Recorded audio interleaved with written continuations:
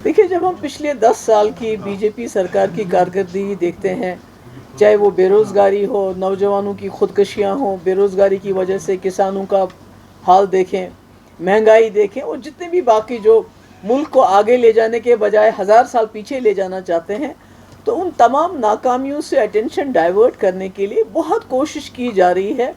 किसी तरह से हिंदू मुस्लिम फसादात हो, लोग सड़कों पे आए।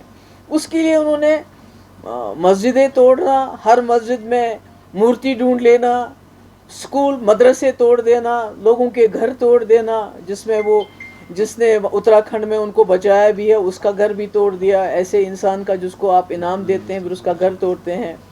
इसी तरह नमाज पढ़ते वक्त नमाजियों की बेइज्जती करना, उनको किक करना, उनको मार पीट करना, तो हर नुस्खा इन्होंने आजमाया।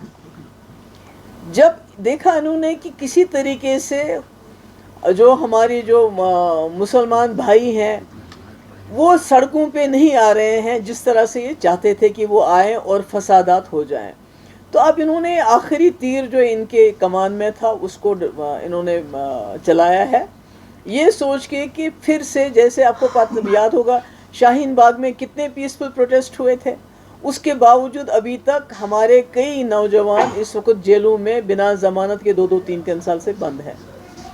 तो ऐसे में मुझे लगता है कि मैं तो अपील ही कर सकती हूँ तमाम जो हमारे हिंदू भाई बहन हैं और ख़ासकर जो मुसलमान हैं कि इनके इस जाल में फंसना नहीं है।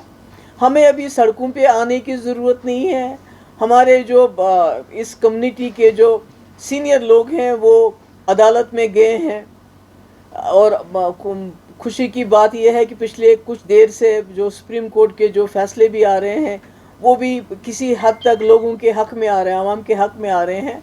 तो इस वक्त मौका है वोट से जवाब देने का। अपना वोट सही तरीके से इस्तेमाल कर लीजिए ताकि कल को अगर आप आवाज़ भी उठाएं किसी कानून के ख़िलाफ़ तो आपको दंगे, जैसे दिल्ली में दंगे कराए गए फिर उसमें उन्हीं को जेल में डाला गया जो विक्टिम्स थे, तो कोई वोट का, मेरे ख्याल में इस मुल्क की सबसे खूबसूरत चीज़ तो जमहूरियत है जिसको ये ख़त्म कर रहे हैं। सबसे खूबसूरत चीज़ हमारा आइन है जिसको ये सबवर्ट कर रहे हैं। नहीं तो आप मज़हब के नाम पे कोई कानून नहीं बना सकते और सीए बिल्कुल मुस्लिम्स को टारगेट करने वाला कानून है।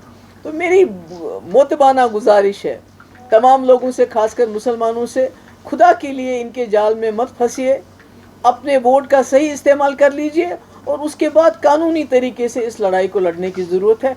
अभी खुदा ना खास्ता गुस्से में, तेश में आके कोई हरकत नहीं करे।